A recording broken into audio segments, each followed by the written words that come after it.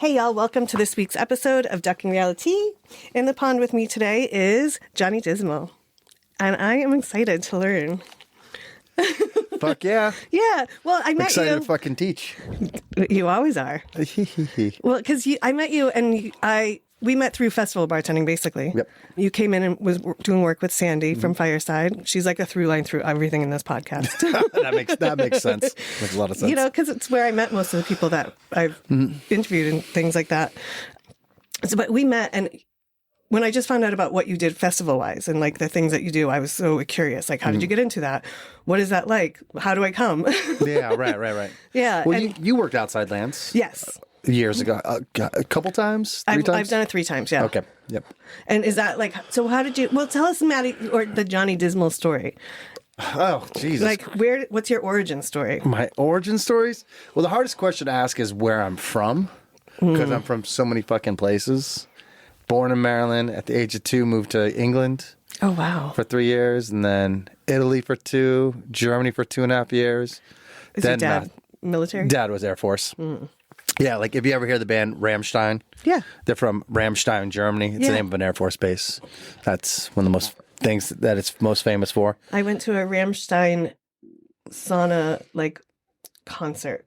A sauna concert? Yeah, like in Germany, they did like a Rammstein, like, it's like they do these things called Aufgasses, which are performances inside the sauna. Okay. And so they played the Rammstein music, and it's all like angry, like. Yeah. And so I'm sitting there with all these German guys who are just like angry punk rock. Yeah, I was like, right. What is happening? Yeah. And I'm sure when it translates, it's probably translating to something really sweet, like, Probably. I love my mother and potato salad and castles.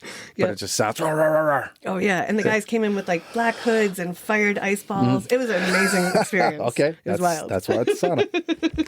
But yeah. But I became a Masshole at the age of like 10 Yes. when we moved there. Love Massachusetts, man. I love it. That was the thing where we got along was because, like, you know, you said you're from Boston. First thing I say is from Boston or outside of Boston. Yeah, which I appreciate. Yeah, I find it really, really annoying. Like, I've got my rules in life, and one of them is just say where you're from. Right. It's hard for me because I grew up in so many fucking towns. Yeah. So I like to say, well, here, and this is the order I moved. But yeah, like, you know, it's like when I meet people around here, like, oh, I'm from Oakland. Oh, really? What part of Oakland? Oh, Walnut Creek. I'm like, well, that's not Oakland. Walnut Creek is completely different. Yeah. And it's, I am terrible at that because I'm like, you're not from Boston. Like, and I am from the city, and people will always be like, but what part? And I'm like, the city. And then they're like, but what part? And I'm like, well, do you know the neighborhoods? Like, and also I'm just from the city. I grew up all over the city. Like, and then they'll be like, oh, well, I'm from East Bumfuck. Like, North Adams is not Boston. No, that's fucking... New York. Yeah, that's right on the border there. Yeah. Yeah. Well, how many times did you move when you were in Boston? How many places did you live? Only in my parents. My parents still live in the house I grew up in. Which is in West Roxbury. But eventually... But my grandmother Did you say was in West Roxbury? I did. My grandmothers were in High Park in Jamaica Plains, so I spent most of my time there. Yeah. But my first cocktailing job was on Lansdowne Street. Okay. Right across from Fenway Park. So I like grew up, and I went in the city all the time. Like there was kids that like I would always get in trouble for going on the Orange Line. Yeah. And like going into town and like hanging out. And... Do you remember? Is the Orange? That's one that goes from Harvard to. Which no Orange. It goes. Oh no, we would take it. We would catch it off Route 1, the furthest part that was north. God, what was that? Right off the Route 1. We would catch it there and just ride the Orange Line into the city, get off around Government Squares, and ride our skateboards everywhere. Oh yeah. Yeah, we had this thing. My buddy did. He called doing the bat. And what it is you got the bars that are up above on the train or the T, and you hold on to them. What you do is you wrap the back of your knees on there, and you just hang upside down, and you just do like this, like the coffin style. Oh, yeah. And then there'd be like 3 or 4 of us doing it in a row. And when you go by a station, people getting ready to go in, there's like 4 kids hanging upside down, pretending they're vampires, or we called it doing the bat. Yeah, like Lost Boys style. Yeah, it's like that, yeah. All right. It's just like, just doing, kids doing stupid things, skateboarders, Yeah. So were you always in like the punk scene? I've always been surrounded by like punk and hip hop and alternative, whatever, other music. My parents listen to a lot of folk music. John Denver, Neil Diamond, not Mamas Papas, Peter, Paul, and Mary. They love them, Simon and Garfunkel. Yeah. But my mom also loved she loved the Beatles, and she was more into the rock and roll and the wild stuff. She kissed, I can't remember if she kissed an Everly brother or a Righteous brother. I can never remember, but she was pretty young. Her and her best friend were waiting for them. They played a show, I think it was probably in New York City, and they were coming out the side door, stage door, and then they just jumped on top of each one and just started kissing them. So my mom is the wild one of the bunch, out of my parents. Yep. But my dad's a military guy. She's the wild one that bagged him. Yep. Military because of the draft. So, oh, yeah. Yeah. That was the thing back. He was in the Korean War, I want to say. Yeah. Wow. So 10, you're becoming a masshole, and you became a masshole. As soon as I met you, I was like, oh yeah, I can see it. Like, it's the there's humor. a shorthand. Yeah. It's hard. It's hard. I'm trying to find out how to best explain a masshole, or especially people in that area. It's very cynical. Yeah. We got to make a joke. Everything. There's a wise ass remark about every fucking thing. Got to swear a lot. Yeah. Can't always take things serious. Can't say I love you. And we got to hide our feelings behind jokes. Yep, always. But I think it attains to like the weather. Yeah, my friend Stevie he tried to tell me one time that people don't show up in California because it's so easy to not show up. Right, Like you'll just see them tomorrow. Yeah. Weather's perfect. Yeah. And I was like, that makes zero sense to me. And he's like, well, if you're going to be somewhere and you have to go deal with all that snow stuff, like, like your friend better show up. Yeah. Like, because you made an effort to get there. And I was like, oh, I guess maybe that does track. Yeah. Got to warm up the car. Yeah, got to shovel yourself out. Shovel stuff out. You got to shovel the window. Right. Yeah. Like, because when I came here, I have a friend that she just didn't show up sometimes. And I'd be like, that's like unacceptable. What do you mean? Like, yeah. And they were like, that's just how she is. And I was like, no. Like, Is that also a flaky thing out here where I can almost say with music and rock and roll shows, every fucking night there's a rock and roll show happening every night. But where we grew up, you're like, oh, there's the one show this weekend. Yeah. Every other week, there's that show. Everyone's going to it on Thursday. The hardcore show. We're all going to the show. Right. Yeah, there'd be like one genre of music per night. Yeah. It wasn't like you had, even though it's not a big city though. That's it. No, it's small. It's tiny. It's very small. Yeah. Reminds me of San Francisco in a lot of ways. Yeah, everyone says that, and I haven't spent enough time in San Francisco. I was Really? like, yeah, I'm just like slightly adjacent to Yeah, they got a bar. I don't know if it still exists, but it has a green monster at it. Oh, really? It's a Boston Fenway type bar. I know, I have to find them all. And I feel like that's my due diligence this spring. Yeah. Is to like bar hop the Boston If it's bars. still there, it's on Bay Street right by, what's it called? Fisherman's Wharf? Okay. Just a few blocks from Pier 30. Not Red Jack's. Is it Red Jack's? Maybe. I feel like I went there and they did not have a Fenway. It's in the backyard where people smoke. Okay. So there's a little... See, that would have made me feel like it was a Boston bar. Yeah. When I went. Because that Boston shit up, and then you go to the back where people smoke, and there's a green monster on the back wall. All right. So my friend Danielle from Danielle Will Still Choose a Beer on the podcast, and she's on Touch of the Tism. Okay. She brought me to Red Jack's, and she's like, this is a Boston bar. She was so Right. excited. And I was like, there's one fucking Celtics article up. Like, this is your That's Boston it. bar. Well, check That's the what makes it- bathrooms. Did they ID you when you came there? No. But she worked there, so. Oh, okay, yeah, because You know. there was a guy that worked there, and I'd worked with him sometimes. Like, got off doing a job with him, and get to the bar, and he just turns around and just quickly IDs me. Here's this one guy who was like, because they got busted with some people with no IDs on them, Yeah. and so this guy was just like, I don't care, be my best friend. Yeah. If you don't have your ID on you, you're not coming in. Oh, yeah. Understandable, because that's a big, yeah. that's a $10,000 fine or whatever it is. Yeah. And it finds you, the bartender. Yes. Not just the bar. Mm-hmm. That's what people don't understand. Like, Sometimes is it more of the bartender? I think so. Because you should know. Yeah, you should know better. Yeah. Yeah. And you lose your job. Right. Yeah. You get Here's- fired. yeah. Here's a $10,000 fine, and you lost your job. Yeah. And go fuck yourself. And go fuck yourself. So, what was the name of the first bar you worked at? It was Jillian's. Okay. It was on the corner of Lansdowne and Ipswich. It was right across from Fenway Park. It was It's basically the a one Dave where and the Buster's. bridge. Yeah, it's the big circle ones, the 3 floors. Yep. So first floor was a nightclub, second floor was arcade and bar, and then the third floor was pool tables. Right. Yeah. And yeah. It's a lot of ground to cover. Yeah. And platform 5-inch boots. Jesus. Yeah, of course. A lot of douchebags, too. Oh, so many douchebags. Well, when I was bartending in Cambridge, I was bartending at the Good Life and the People's Republic. Okay. And that's where I started to really hide my accent, is because I realized that the dudes from Harvard would pay us more money if they didn't think we were locals. Really? What's the advantage in that? I don't know. We one night we were fucking around and we had like wigs on and we were doing English accents. Yeah. And the guys were nicer to us and we made a little bit more money. But they were nicer to us. Yeah. And I was like, and they were the same dudes that we saw all the time. Yeah. And I was like, I said to one of the girls, I'm like, do you think we made more money because we didn't have, like, they thought we were like other college kids instead of like locals? And she was like, no, like we know them. And I was like, but they don't pay attention to us. Like they're rude to us all the time. They're just like preppy fucking rich kids. Yeah. And the loafers. Yeah. And I was just like, I think and like the regulars thought it was funny because the regulars were like watching it and like laughing and seeing the difference sometimes in how they would talk to us. And so then I just started like tucking my accent and I would be making like 30% more money. Yeah. I wonder what that is. Like, is it something about their ego? Do they just not like the accent? Yeah. Do they not like locals? Clearly. You get to see a lot of that. Yeah, like I think people think Boston's super racist, but I think it's way more classist. It's that too, yeah.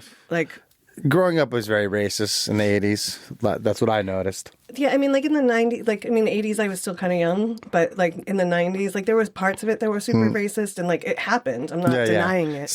You get a lot of people. But like most of the people I knew weren't. And they were like, they were more about like taking care of your neighborhood and like, you know, watching out for each other. And if that person can afford to live in that place, then they are obviously doing something right. Yeah. So it wasn't ever like, it wasn't like, and you knew some people that were racist and you were like, that fucked hard. You know what I mean? Like, yeah, right. And no one had respect for them. No one, you know, like, it's just, I hate sometimes that people have that stereotype.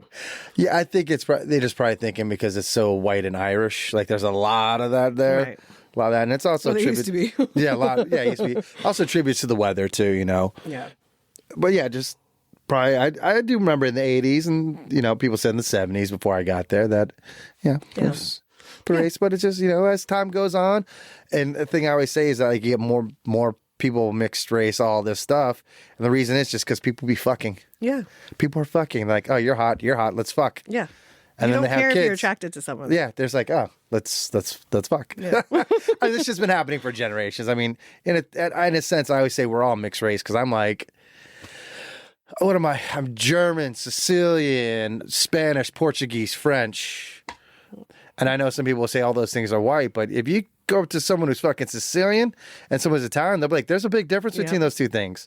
Someone from fucking Norway and someone from Spain, they're like, oh, there's a big difference. Right. I know to some people it's just white. It's like, yeah, but different cultures. The language is even different. Right. There's so many, like even in Spain has like 5 different territories.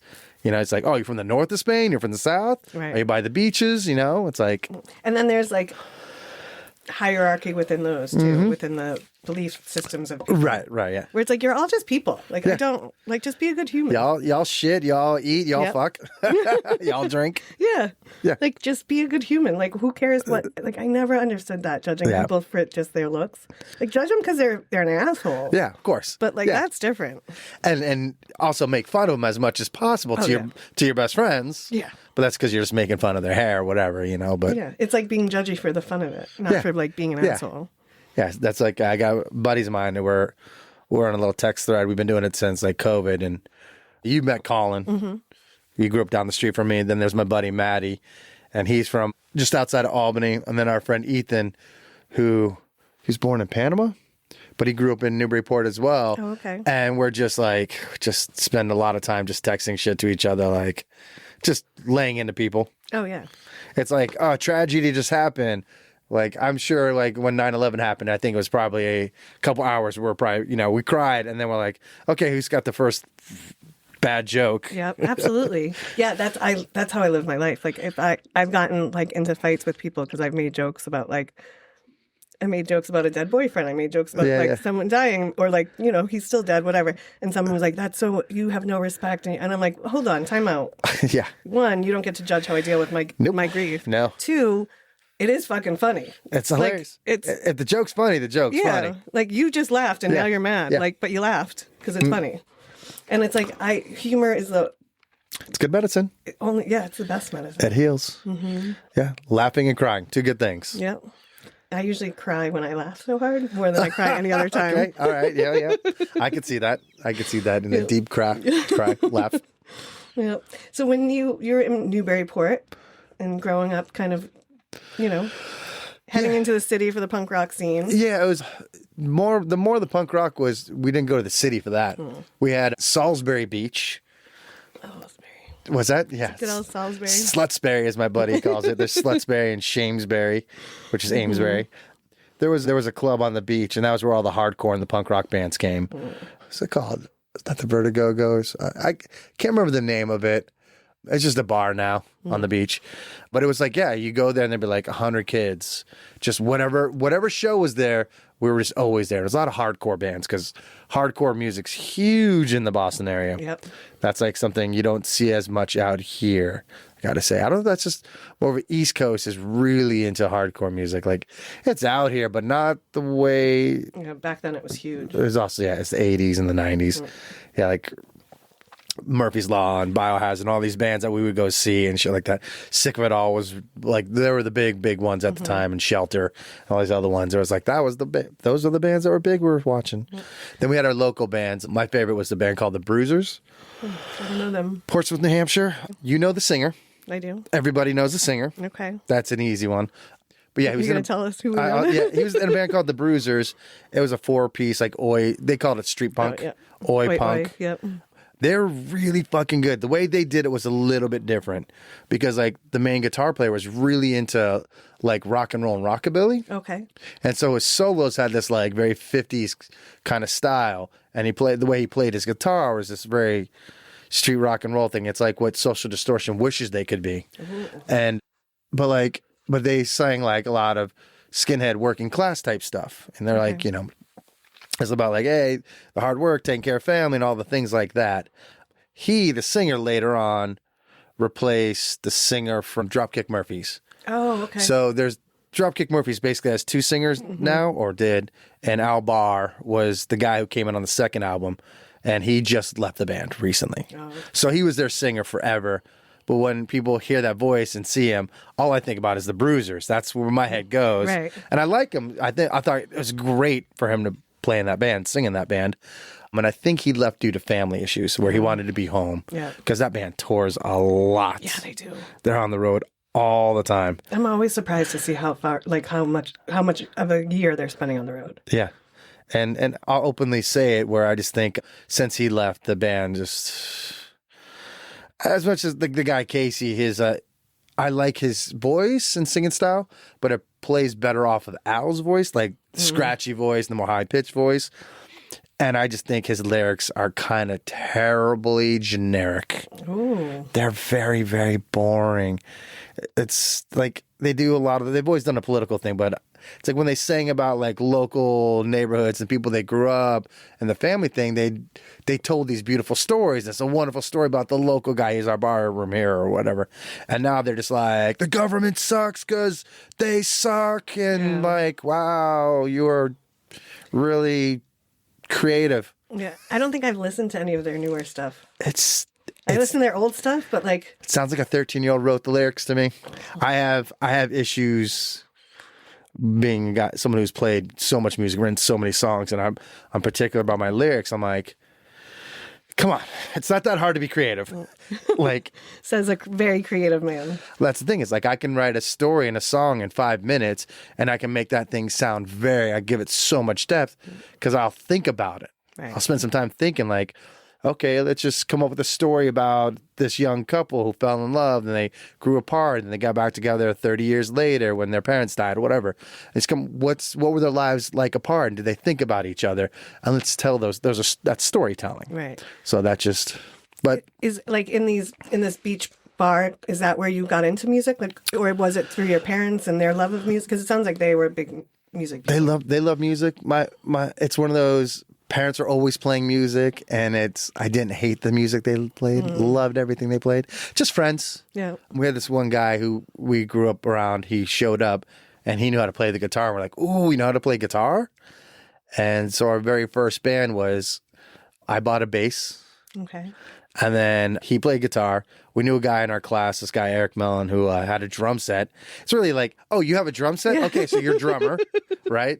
And then does anyone have a tambourine? Yeah. And then my buddy Colin's like, I'll sing. And so we just made a band, and I had a recording where the guy who plays guitar, his older brother, is really, really good guitar player. And the first thing he said was, yeah, to me was, you have absolutely no talent, so you should definitely play bass. I mean, you're a terrible bass player. And I'm like, I've been playing bass for 1 week. What do you... I don't even know what notes are. I don't even know, I honestly didn't know you had to hold the string down against the fretboard. Right. I thought you just put your hand covering it a little bit and it made the sound. Never done it before. Mm-hmm. And then, so at that point, That's so Massachusetts. It's so... Oh, you're terrible at that. You should just quit. Like, what? Yeah. I haven't even started yet. It's great because that dude became a loser later on in life. I'm like, and I ended up being revenge. a touring. I toured in bands. He used to be like this kid, like all the women loved him. He's all like skinny, good looking goth kid. They all loved him. Then he got super bloated and never could play again. And I was like, haha, I'm touring America again. You're at home, loser. It's good to know you're not petty. No, but what I do is learn, and this is, to me, these are great teaching moments. Like right at that moment, I decided I will never, ever in my life tell anyone they suck. Mm. I don't care if you are just talented. Like if you really want to play guitar, you're really excited, you want to paint, whatever you want to do, I will support it 1,000% because you're doing. Right. You should always support someone who's trying to do something. And like, why would I? What is telling them they suck? What does that do? Right. Or when someone's like, I'm going to be an artist, and someone's like, oh, you're probably going to be poor your whole life. Like, why would you immediately like trash their dream? Like, I've never understood that. That makes no... The question should be like, okay, what do you want to be, a painter, sketcher? Right. Like what kind of art? What kind of art do you want to do? How can I help you make art? Right. Yeah, that should be the question, but it's not. There's so many people that just want to like shit on other people's dreams or desires. Makes no sense. And I never have understood it. Like, and it makes me mad when someone does it. It like, should. Like, I'm like, especially when they do it to tiny humans, like, let the tiny humans believe anything. Yeah. Like, they're just like... Is that just their insecurity? Is that what it is? Or I think people shit on something when they want to do something and they don't have the balls to do it. Yeah. Then they don't want anyone else to try because if someone else is trying, then why wouldn't they try? Yeah. Just jealousy. Yeah. It makes them feel better for 2 seconds. Like, I just crushed someone's dreams. It's like, you're a dickhead. Right. Like, that's why you're miserable and probably alone. Yeah. Or in like a loveless thing, like... Perfect. Yeah, like I never got it. Yeah. I don't know. Sometimes people just fascinate me in a way that I'm just like, how do you think so differently than I do? Mm-hmm. Like, how do we exist in a world where like your perspective is so far away from anything I would ever think about? It interests me, but it also like fascinates me, like, and just because I know like if they think that different, like everyone thinks so different, like. And, your perspective is all just yours, like you can try to understand someone else's perspective, but you'll never truly understand it. Right. But there are people that really think they do, like they're like, no, I understand exactly how that feels. And you're like, you don't. Is that why you want to do a podcast, in a sense, just to ask questions like this to learn? Yeah. To like further find people that interest me, or like when we learned about your story, like I was saying in the beginning, like you are this bartender, and then found out you do all this festival stuff. And then seeing the people that work with you and that have worked with you for years, I was like, oh, this is what he does. And then I found out you have this whole other side of you, know? And that's the part that fascinates me. And like when you were telling me parts of your story and taking off the way you did, what gave you the courage to do it? Like what? Because like I at 17 would have never left. And like even when I did finally leave, it was everyone in my life was like, are you sure you should be doing this? I bet, yeah. And I was just like, fuck, like why isn't it just a good idea? Like if I am lucky enough that I have a safety net, like my parents still live in the house I grew up in, so I had that home's still there. Yeah, like I had the opportunity to go because I had a built-in safety net, but I was still like discouraged from taking those steps. Right. And so like what makes like you just left. Yeah, but who like it was easy for me because I have traveled so much. We had by the time I was 18, I had moved like 20 something times. Yeah, that's so I'm used to it. I like it. It's like, going somewhere new, and it's always exciting because like, I'll go here and I'll make new friends here. Wherever I go, I'm gonna be fine wherever I go. Yeah, because I've done it a million fucking times. Love it. I also had the encouragement. My sister was actually one of the biggest proponents for me leaving. Oh, yeah. She's like, get out. I want your room. Nah. She's older. I was actually the last one to leave the house because I'm the baby. But like, no, I was living in upstate New York I went to school at Rochester Institute of Technology. Oh, yeah. Not really known for its art program. Yeah, that's You wouldn't think interesting. that, yeah. What made you go there? I had two options. SVU and RIT were the two schools I got into. SVU is a really big art school in New York City. Mm-hmm. I got in, but they weren't going to let me in until January, till second semester. I was on the waiting list. So I was number 2 on the waiting list. Someone always drops out in the first semester. And I could start RIT right away. I didn't want to live in New York City. Too big. I just, too many people. Yeah. I don't like the idea of being a little fish in a big pond. And the idea of being in Rochester, it's so much more spread out. It's easier. Yeah. I don't know. I think I'm someone who likes suburbia. Yeah. You like a slower pace. I like a little bit slower pace. I like parking. Parking is fun. Yeah. So did you always know you were going for art? Yeah. I've been drawing my entire life, constantly drawing, always drawing people, and it's just what I've been known for most of my life. At least on the East Coast, I was known for that. Right. And then when I came out here, I started doing bands right away. And then you swapped into the music. Did you lean into the music more for a long time, or I did music when I was always doing both on the East Coast? Yeah, I started when I was 13, and then I've been in like 40 bands. Holy shit! Yeah, I started making a list of all the names. I'm at 30 something right now, like 35. What are you in 2 bands currently, and then you 3.5 right now. 3.5. 3.5. Houndsman. The Houndsman. Fuzz Attack. Marty Robbins Ghost. Yep. And then I'm a backup bass player for Creepy Crawlies. Oh, okay. So I played 2 shows or 3 shows with them. And so if Jenny, the bass player, can't make a show, I'm one of the first people to call. So I say half because I'm a backup. All right. You're like the understudy. Yeah, right. Has your art, because I've seen your art in the last year or so. Right. But have you always had the same style, or has it evolved? Because your art is very interesting. I have 30 different styles. Yeah, you heard that. Just like bands. Yep. So many different bands. So many. And how bad is your ADHD? Not bad at all. Actually, it's not. I'm constantly sketching. No, I love it. It just sounds. It's. I have a hard time doing music and art at the same time. Okay. I got to do one or the other. My brain, if I start thinking about music and start thinking about writing songs, I'm going to play a guitar and I'm going to I'm not going to draw. I'm going to get no art done that day. Okay. Or vice versa. If you pick up a pencil, that's it. Yeah, so pencil. And I could tell within the first sketch, I always start and I draw a circle for a head, and I always draw like a little kid just doing something stupid. It's like poking somebody or something. And it tells me right off the bat if I'm going to have a good drawing day or a bad drawing day. I can tell by the very first line I make what kind of day it's going to be. And if you know it's going to be a bad day, do you still draw? Oh, I just put it down. I'll come back to this later. Oh, okay. So you go shake it off and then... Shake it off, take a walk, or think about something else. Or walking is always super helpful. Get out those ideas.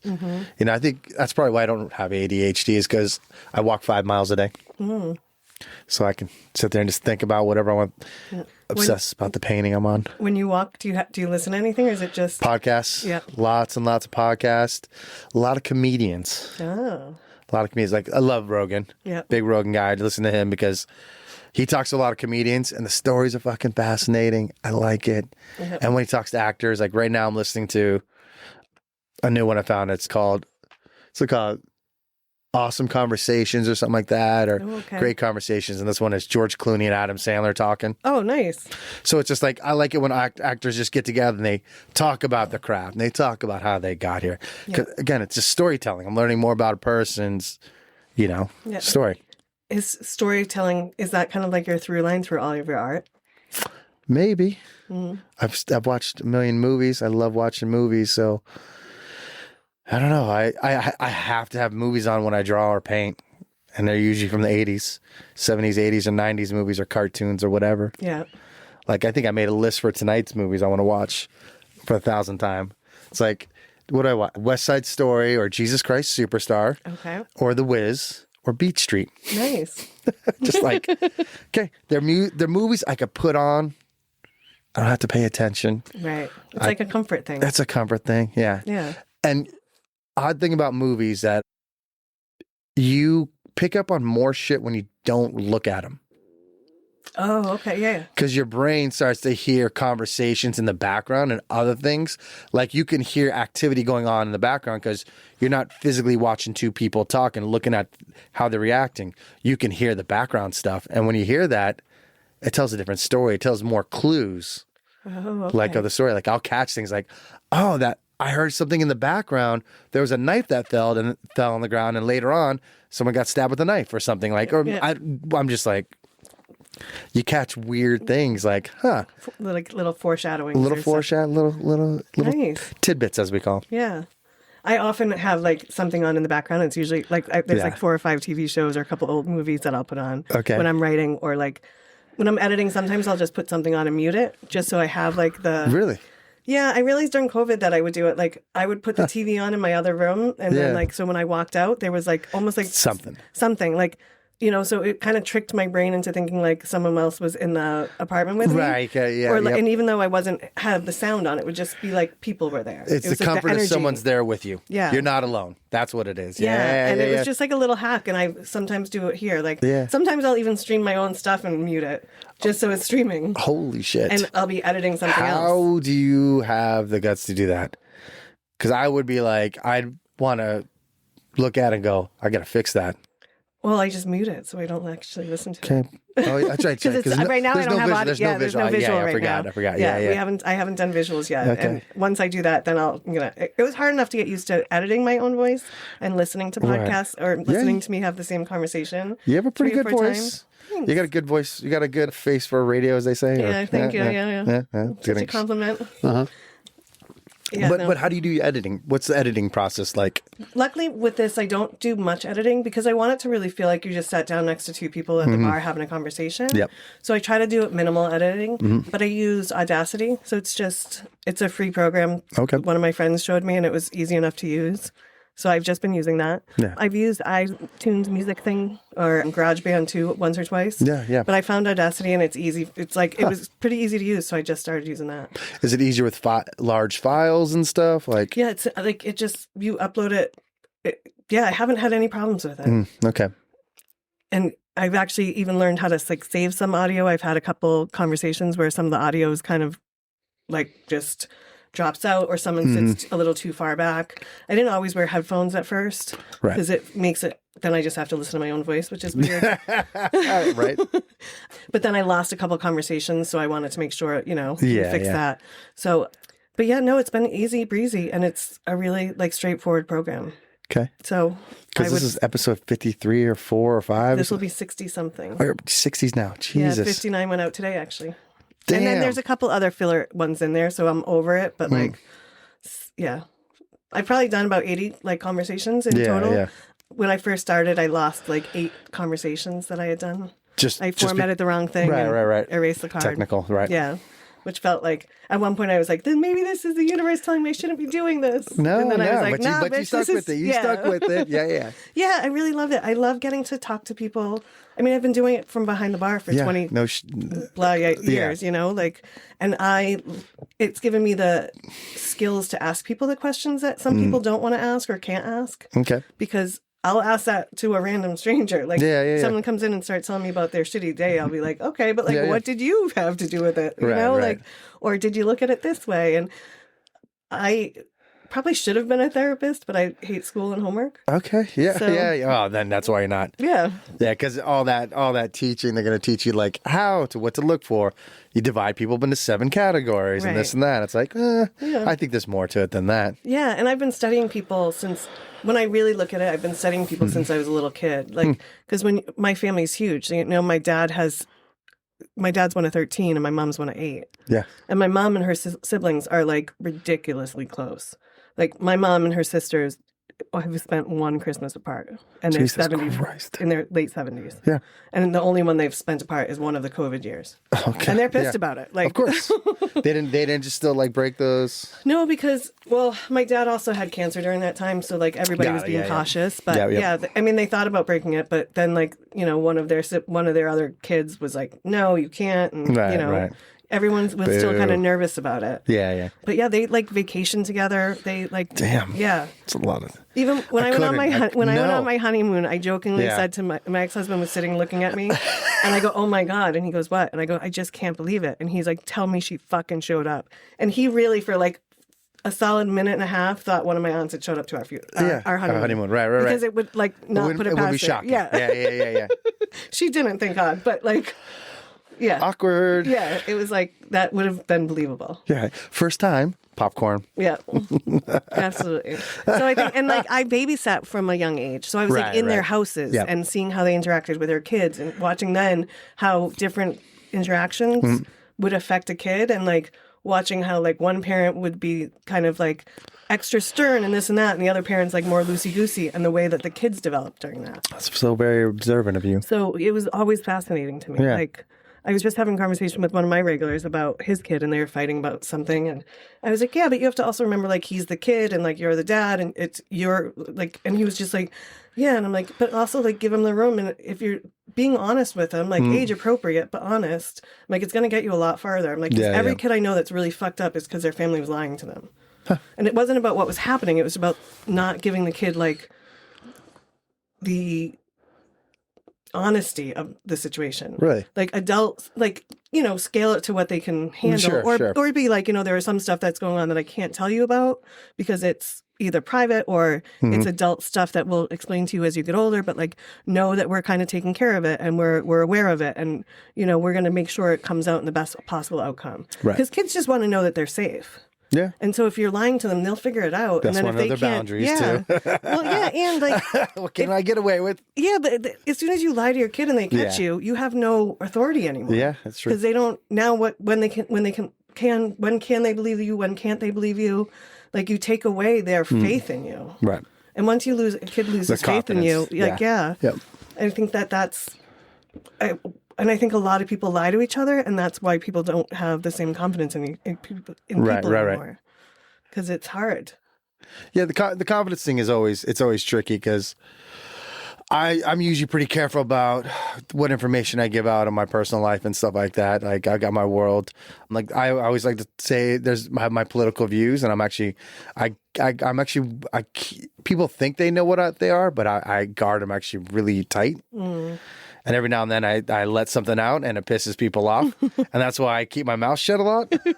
Because and maybe just because it's a story time thing or whatever, the way I view things, I just think nothing is simple.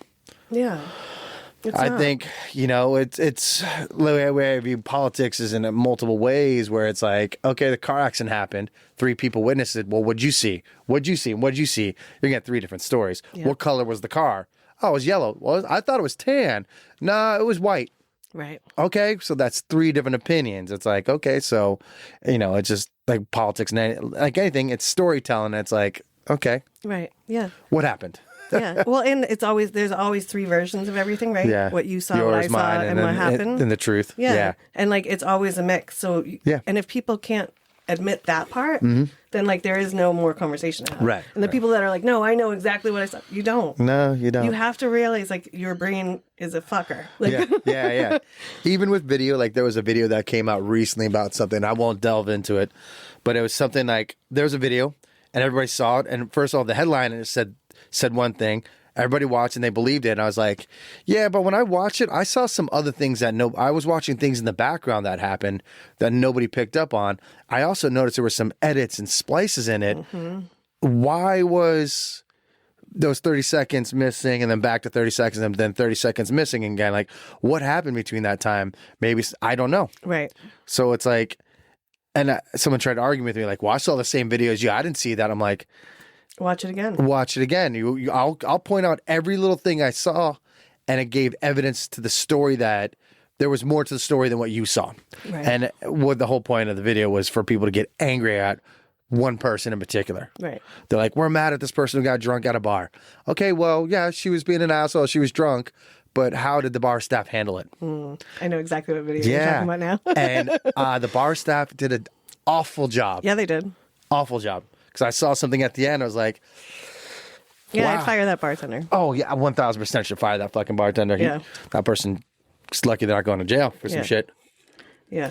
How long have you been bartending? Like, when did you start?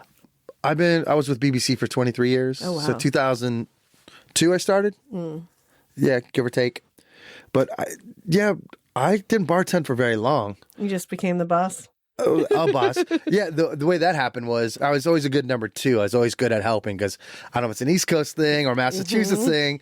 We want to help. We want to do. We're always like, we're let's busy. Get it done. Let's go. Hey, I know the truck comes at in 20 minutes, but what can we do to get it ready to load faster? Yeah. And so that was always a good thing I had instilled in me. But I worked a job once, and it was the Masonic Theater. We used to set up 6 bars or 6 bartenders worth of bars, and just set up all the tables, all the equipment, ice everything. And I'd done it multiple times. And I get there, and they're like, so the manager didn't show up, and I think she quit. Oh. So you're going to be in charge tonight. We're going to walk it through. We're going to show you how to take the banks, where you pick up the banks from, where you drop them off. Right. Here's this is how you fill out paperwork, this and that. Cool. Sure, we think you can handle it. This is like my second year there or something like that. And then they bring me to the office. I got all done. I had some people help me with getting the van back and everything. And then go in the office like the next day or something like that. And they're like, okay, so you're going to be a manager now. I'm like, no, I'm not. I'm like, you're managing now. I'm like, please, no. And then ever since, I was just always a manager. Yeah. And the one thing I liked about it was the girl who got me the job, my friend Chick, she got me the job. 2 years later, I was her boss. And to me, it was a testament to her. Yeah. It's about, she brought someone in and who, it sucks when you get one of your friends a job and they're just terrible at it and they make you look bad. I hate that. Yeah. Oh, no, it happens. It does. To make you look And like an sometimes asshole. even like your friends that are good at something show up and they don't show up as themselves and they're just terrible at it. And then you're they like, expect. what the fuck? Well, what do you mean I gotta stay extra late? Why do I gotta lift all this shit? I'm like, because everybody's gotta lift shit. Yep. Like there's 10 cases of beer and there's 10 of you. Everyone grab a case of beer and let's go load. Like if I'm lifting it, you gotta lift it. Like Right. Yeah. yeah, like This is a job. that's a fucking job. Yeah. It's like I could bartend, I could do the stuff, but I'm not. I'll get by. But You don't claim the bartender title. no, not at all. No, I can. But no, you put me behind a bar, I'll survive. Like, yeah, I've done a theater bartending, but most of the bartending I did, it's like there's 5 or 6 liquors. Right. Yeah, because you're mostly festivals and big concerts Yeah. and Nobody's ordering Sex on the Beach, not getting a lot of martinis, not Right. getting anything super fancy. So it's just like Jack and Coke, vodka soda. Next. yeah, A lot of beer. It's the turn and burn. It's a turn and burn. It's, yeah. Do you like the festival? Like, because you're on the road a lot, you know? I mean, it sounds like that's kind of what drives you, though, because you're either touring or touring. Yeah. Life. I just always been on the road, so it makes sense. The festival bartending, and it's hard to tell people I work with. I meet a lot of people and like, oh, I could be part of the travel team. I got on the travel team at the beginning. Right. It was rad because like, oh, we're gonna do this thing called Coachella. We're gonna do the Super Bowl when the Raiders played in San Diego. We're gonna take like our best managers from the Bay Area. Most of the company was in the Bay at the time, but then we also had a team in Palm Springs, Palm Desert, I should say, San Diego, and LA. But most of us were coming from San Francisco, and we're just like, okay, we're doing Super Bowl, we're doing this, all these events and stuff. And I got in at the beginning because we just started growing as a company that way. Right. And so I was grandfathered in. At one point, we had like 30 of us from the Bay Area that would travel. Oh, wow. And then now it's down to 2 or 3 of us. Oh, shit. That's all that's left. Yeah. Oh, wow. Because people moved away. Right. The other teams got bigger. Less and less was going on up here. We had a lot of things happening here. But it's just, people think they can handle the road. Like, I'm out of town for 3 weeks. It's like, oh my God, that's amazing. You guys are partying, going crazy. I'm like, yeah, we drink a lot, but it's a lot of ball soup in the hot tub. It's like my favorite thing. It's like 5 dudes in a hot tub drinking beers for like 3 hours. Yep. We go barbecue or cook dinner for each other, watch TV together. But we're like, we'll have 2 days off in 3-4 weeks. So Right. 2 days off max. Yeah. And then, but where it's like our short days are 8 hours. Our long days are 22 hours. Right. So Yeah, it's not for the week. Like, it's not. People are like, I could do that. I'm like, I don't think you can. yeah. Like, I've worked with you. You could barely do the 3 festival days. Never mind. It's not just the setup is hard. It's the Monday after the festival is the hardest day. Right. All the cleanup and That's organizing 50 bar areas, and the smallest bar area is 4 bartenders. And the biggest area is 100 bartenders. oh, shit. That's a lot of stuff. 600 bartenders worth of shit. So like, look at how you do your job. Right. Imagine 30 people cleaning up after 600 bartenders. That's why we act a certain way when we do our job. We're like, hey, we're going to make sure it's as clean as possible and efficient as possible, because you might be just one bartender, but I got 599 other bartenders I got to clean up after. So just because you made a mess of 3 things, what if all 600 bartenders, that's 1,800 things right there I got to fix. Yeah. It's a lot.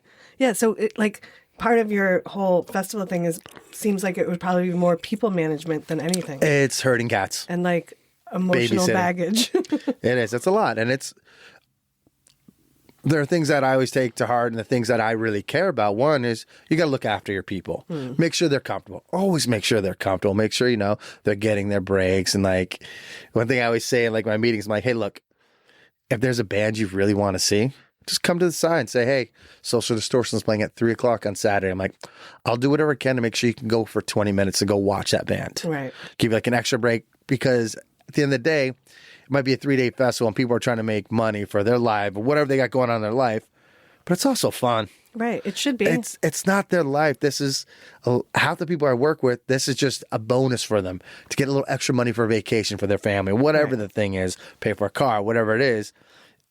It's not the end of the world where I work with some people where we're like, well, I need to fire someone day one just to prove to them that, I'm the boss. Got to set a tone. It's like, or maybe that person's having a bad day. Right. Maybe their car broke down. They're crying, 2 hours before you saw them, and they were worried about having a job today. So maybe let's be a little more understanding about that person. Mm-hmm. Where do you think that came from you, though? Parents. Yeah. Good parents. Yeah, they're funny, and they've always stepped back. They've always led from behind, in a sense. Go do your thing, and we're here to catch you if you fall, but, we got you. Yeah. They're not on top of me. They're not, and it's something the way I manage, whatever. It's like, I don't like micromanaging. Like, I'll tell you, like, I'll just try to be like, hey, we're almost out of champagne. Right. I'll just try to give you the basics, and I'll just do all the stuff behind, and you worry about staying up front, facing that way, and I'll handle this. Yeah. I mean, you're good at it. The first time we worked together, I was like, I'll work with that guy anytime. Yeah, that was one of the smoothest festival things I'd ever done. Right.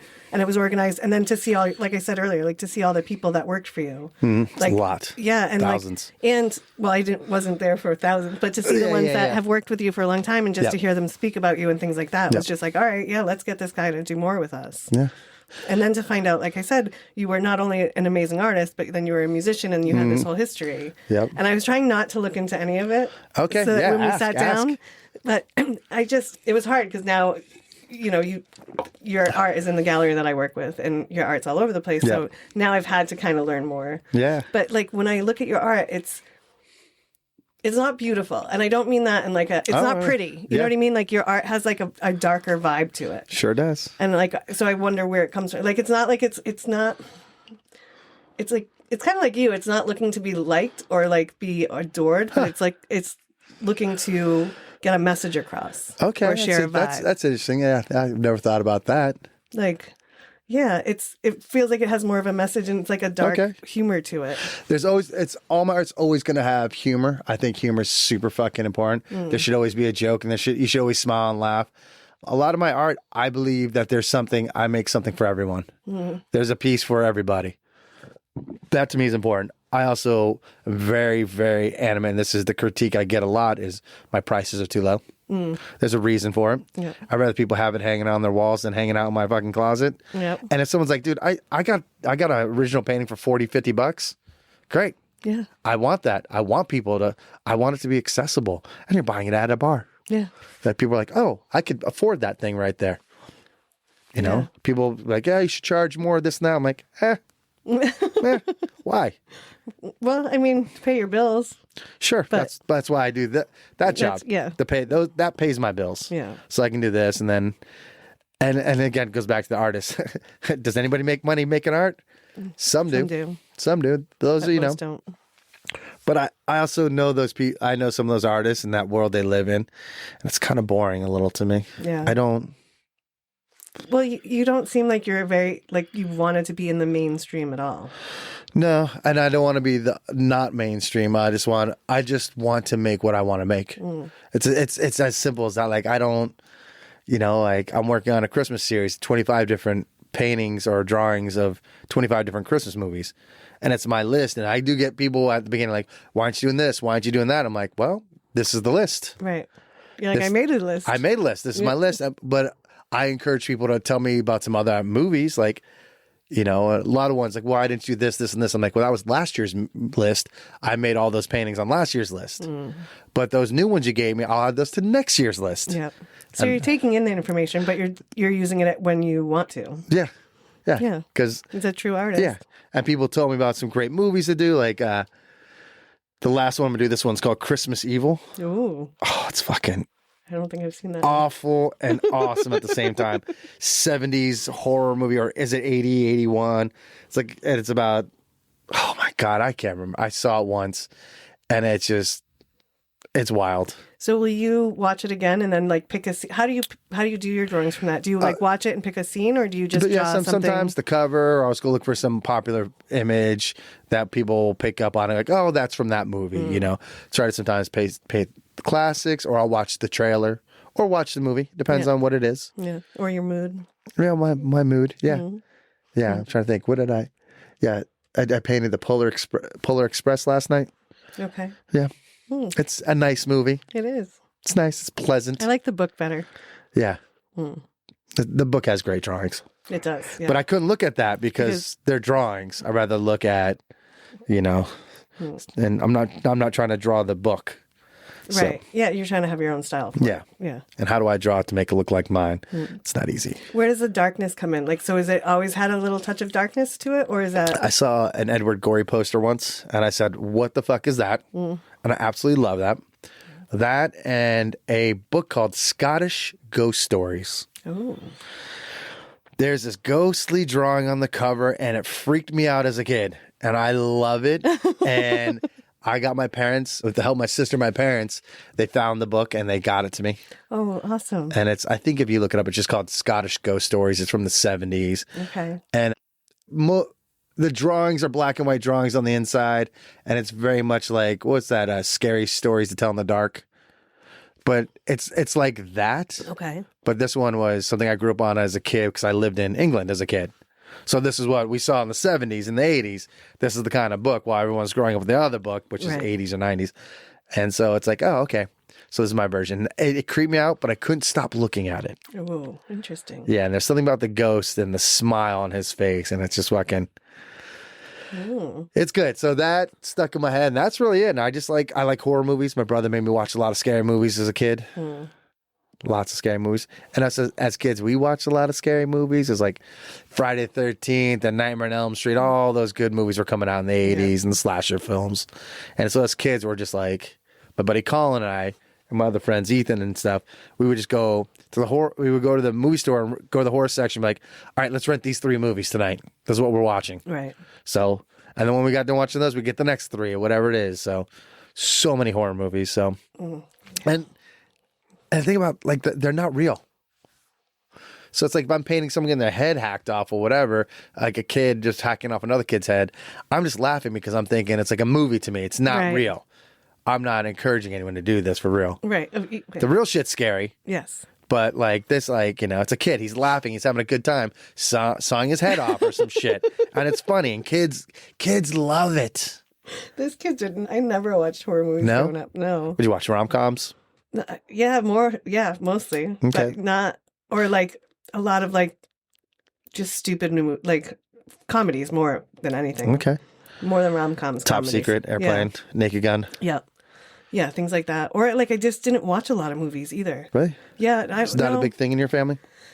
No, I mean, I started working at 14. So like I was babysitting when I was younger, and then I started working at 14. Like I had 2 jobs when I was 15. I worked at a coffee shop in the morning and a grocery store in the afternoon. Yeah. Like, so I've always been like school and work, and like But even babysitting, were there movies you would put on? Watch the kids' movies, but you know, like how many times can you watch Little Mermaid?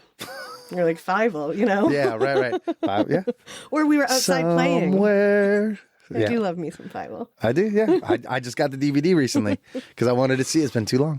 Don Bluth. I'll play it at the bar sometimes. Will you? Yeah, like I'll do now. Like it's fun because at the Benton I'll play like a kids movie and basically like porn Okay. or like horror I and love like it. a Yeah, cartoon. yeah, it's great. Like, because some people don't like horror movies. So on one side there might be like That's for you? Terrifier, Yeah, and then yeah, on the right, other right, side right. is like the Muppets. Like, Yeah, right. let's go. Yeah. I saw the newest Terrifier, number 3. It was okay. I haven't seen number 3. It was like there was a couple of people in my bar one night that were just like, I just hated them. And one of the guys was sitting there, and I was like, he was like, "How do we get them out?" And I was like, I know. And I put on the Terrifier, Right, and they were right, like, right, "What is happening?" Yeah, yeah. And like one of the guys was like, "Oh, I love this part. It's when he saws her in half." Yeah, And he left. They were like, "This is disgusting. I can't That's believe a you great have this scene. on." That's an awesome scene. And it was, yeah. Yeah. Now I have an appreciation for horror movies. Right. But yeah, I still don't watch them like alone. Okay. Oh, I really? won't- Yeah. Huh. No, Interesting. then I can't go to the bathroom. What's Yeah, the just- monster under my bed will get me. Sure. Like- El Cucuy. Yeah.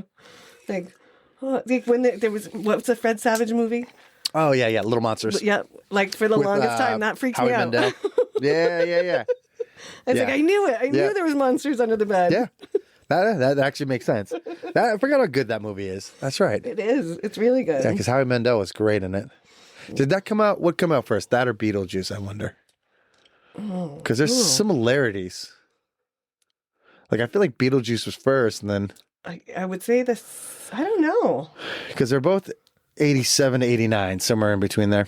I was gonna say I could look it up. No cheating. I try not to use the magic box in here. Ask the viewers. Yeah, someone leave it in the comments. Leave it in the comments. What other questions do I have? Oh yeah, there's so much to talk to you about. Really, Ask 'Cause me you anything. are just, you know what I mean. Like, so I've done a lot. you have. Well, I want to tell me. Can you tell us the story of when you left though? When you left Massachusetts? Wait. 'Cause- Oh, no. Massachusetts? I went to college. That's right. So I went to RIT in upstate Right. New York. So when you left New York, New York, I graduated, and the first job I got was working at a supermarket, and I was doing the bottle exchange where I fixed the machines for the change and all that stuff. And I had to join the union to do that. And I paid my union bills for a couple weeks, and then I got another job at a Johnny Rockets. ooh, And I just graduated like a few months before this from college. And the lady out of my interview, she really liked me. She's like, "Hey, are you willing to wash dishes here and make the shakes for 10 hours a day for 6 days a week at $7 an hour?" And at the time, minimum wage was like $4.25. I'm like, yeah. Was it $7 an hour, I think? Maybe, yeah, it was $7 an hour, and I eventually went up to $9. But I was like, this is amazing. All I gotta do is wash dishes. Right. Listen to 50s music. I get to eat burgers and fries every day. This is amazing. I make milkshakes. Eventually, I became the prep cook and the cook as well. And then I got $9 an hour, which for there's lot. it's great money. It's making $350 a week or whatever. Loved it, playing at night, practicing with the band, playing shows all the time, and it was nice. Did that for a couple years, and then I kept noticing all these bands kept coming from San Francisco that I liked. This band would play. They're great. Where are you from? San Francisco or the Bay Area. Okay. Buddy of mine sent me a postcard one point, and it was him living in San Francisco. He had sent that to me, and which was years before. And I was like, oh, San Francisco, Crooked Street. This is amazing. And all these movies you watch, San Francisco, San Francisco, San Francisco. And then the big thing was, I was like, all right, San Francisco, a lot of gay people. I like gay people. Great. What do gay dudes come with? Straight women. Lots of straight women. I thought, place got good music, punk rock. I'm getting tired of being called, the slurs, the F slur and shit like that, because you look different. So you might as well be, Right. the thing. And it's like, okay, why don't I move there? I'm not meeting women out here in Rochester because Rochester. it snows 8 months out of the year. It's cold. Yeah. People hibernate. So you're not meeting girls. And I found out that's actually a thing. When he came out, I'm like, there's girls everywhere. And there's a lot of straight girls and there's a lot of gay dudes. And this is great. I love this. This is easy.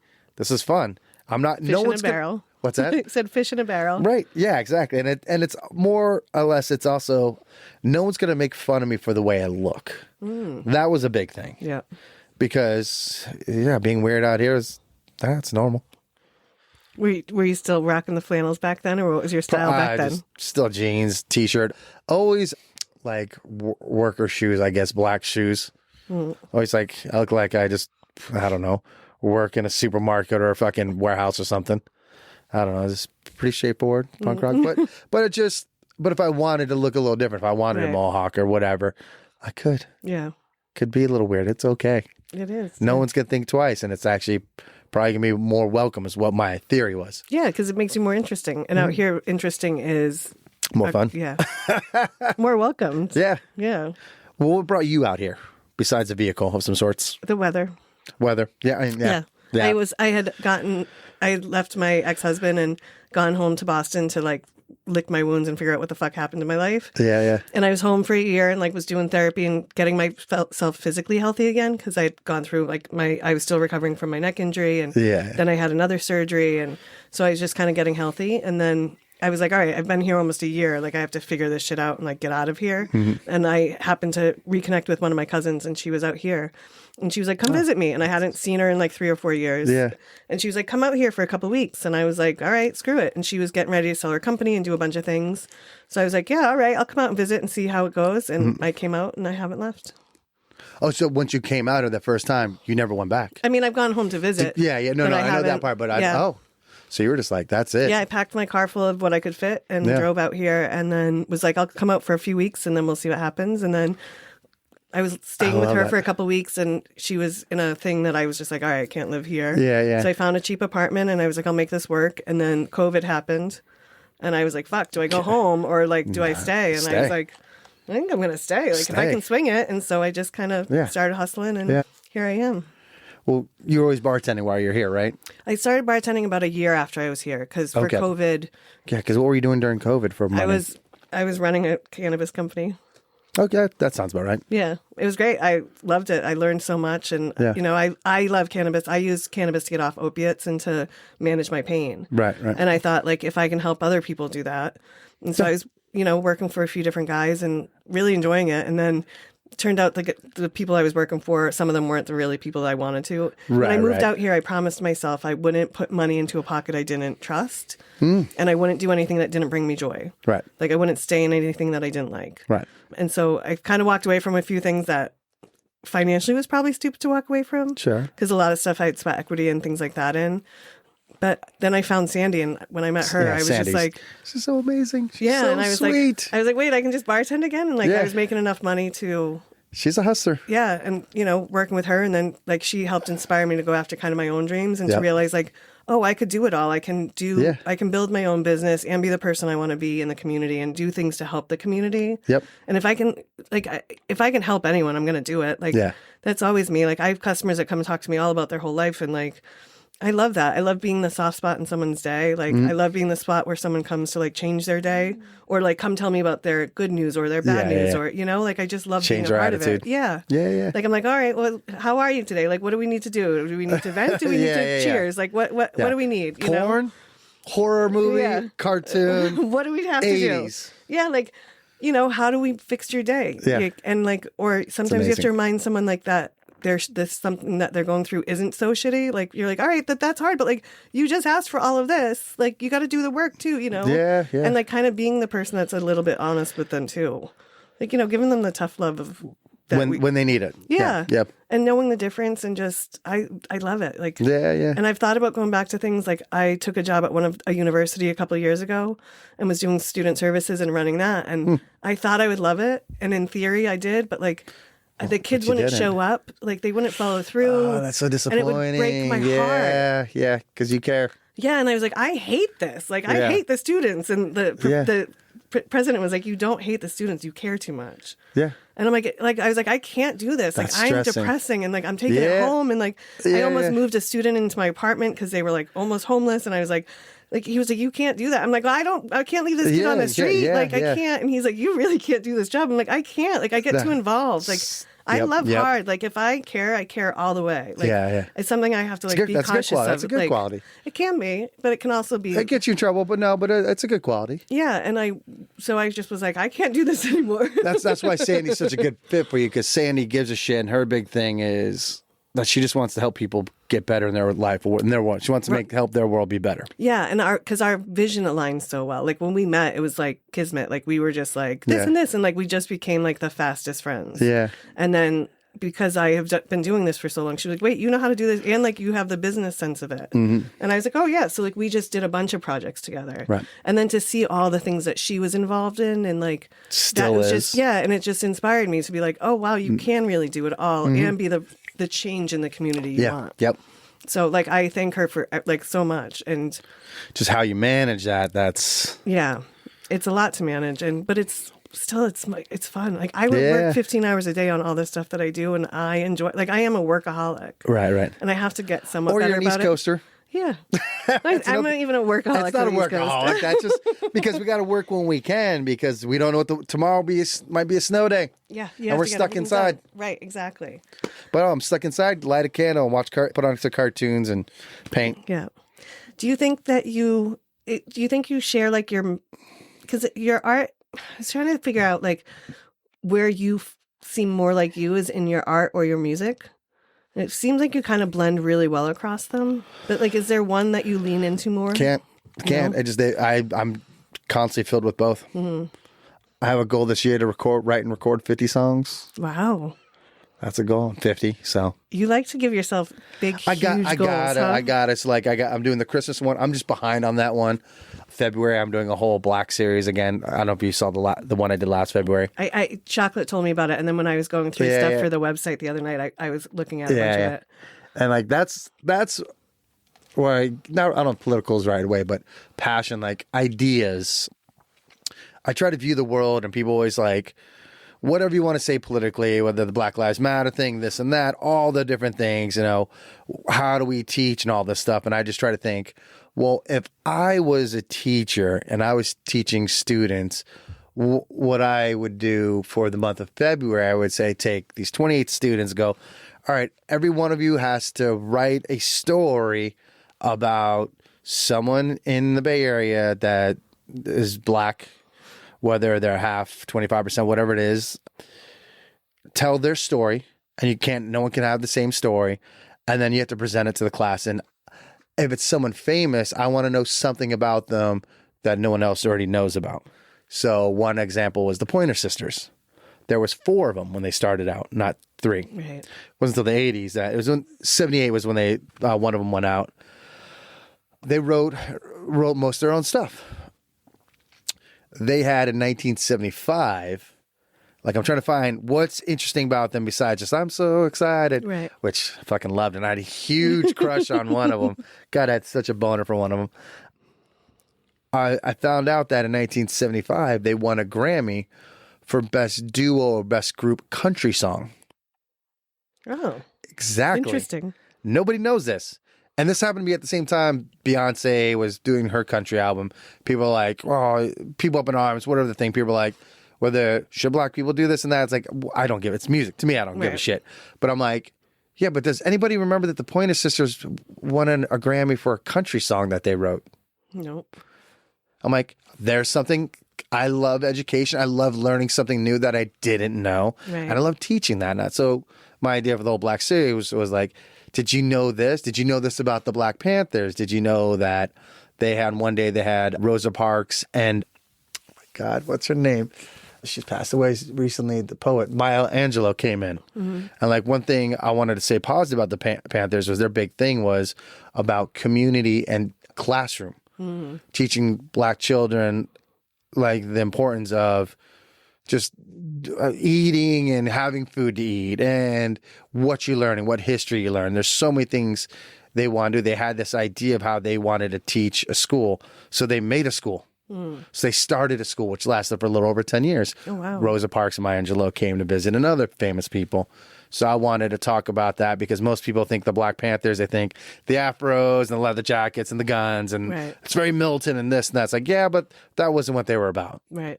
That might be an image, but they're about so many other things. They're about a community. That was their big thing.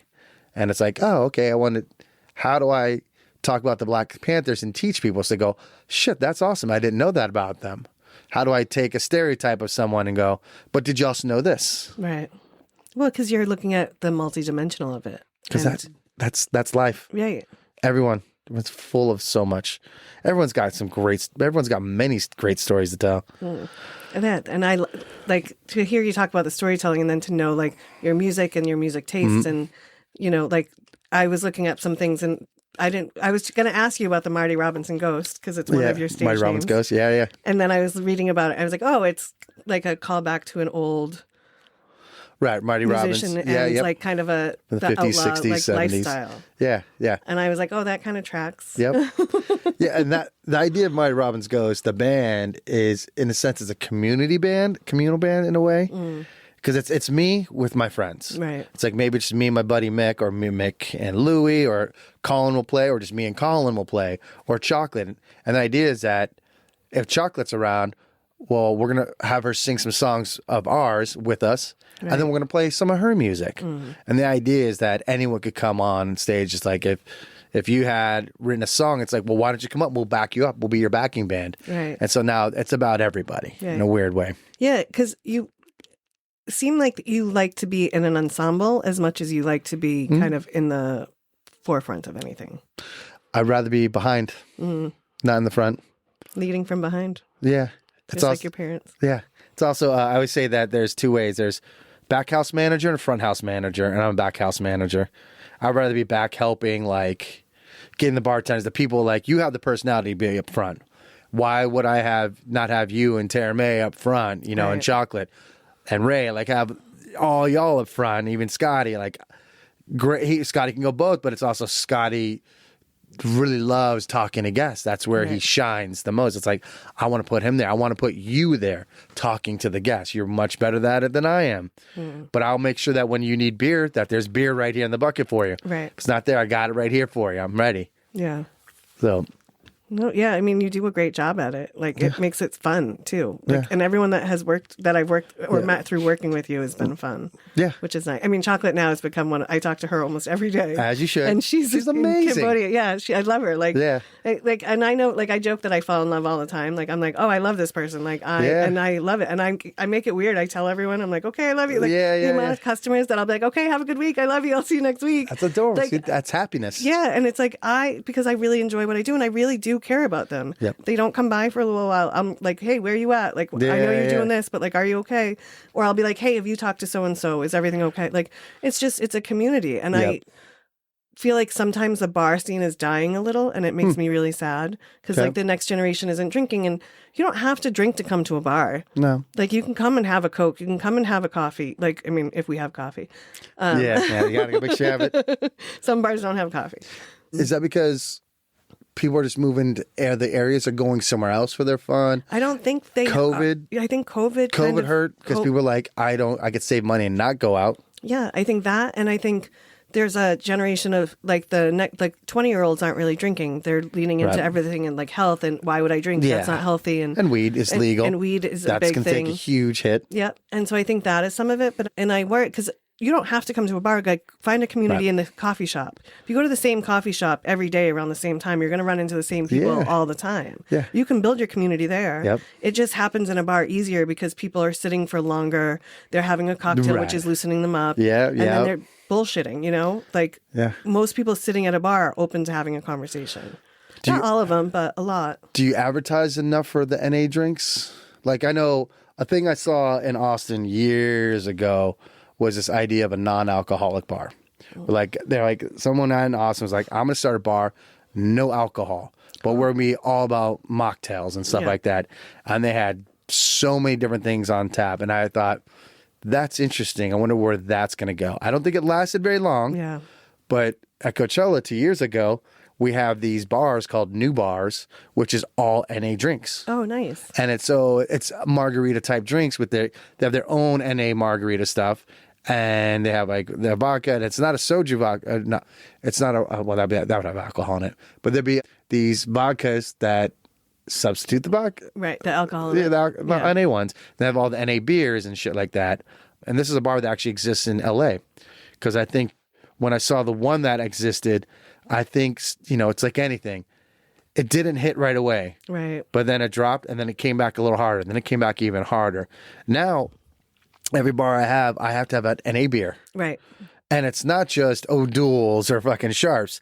It's like Athletic is a big one. Yep. There's that's Golden Roads, right? I think that they're the ones who do Athletic. Lagunitas, all the big companies all do 1, 2, or 3 different NA beers. Guinness has a beer too. Yeah. Guinness is so good that you can't tell the difference. My roommate loves that one, 0.01. But that's the thing is that they're all doing it now because they're realizing it's not that it's just good business, but it's also just good to do. Yeah. It's like having vegetarian options, when it's like, oh, your girlfriend you want to go to the restaurant. And they're like, you have anything vegetarian? We have salad and a baked potato. Right. Now they have way more dishes that can be made vegan or vegetarian. It's like, yeah, that's just smart business. Right. Yeah. The more people that you can attract. Yeah, of course. It's like, yeah, why would you not do that? Like, yes, let's have 3 vegetarian options, My buddy Adachi, his place has a lot of vegetarian and vegan options. And they're good. Is that the chicken fried place? Yeah, Abaraya. So good. I need to go there. That's just smart. He's just like, yeah, people like this. Why would I not do what people like? Right. Yeah, well, some people get like, this is my vision and this is what I want and I'm going to create only this. Sure. Which we need in the world. Do. But you also need that, like, here's what I'm going to offer because this is what I really want to offer. But I'm also going to offer this stuff for the people that are friends with the people that want. Yeah, exactly. That just makes sense. Why pigeonhole yourself? Why not have the designated driver have something there for them instead of just Coke, Sprite, Diet Coke? You can have 19 other things for them. Yeah. Like in our bars, we don't have a lot of the mocktail stuff because when we've had it, like it just doesn't move. Right. And some people will be like, well, I don't want to pay $12 for a mocktail. Well, if you want to be in a bar and have a bar experience, you should want to pay $12 for a mocktail.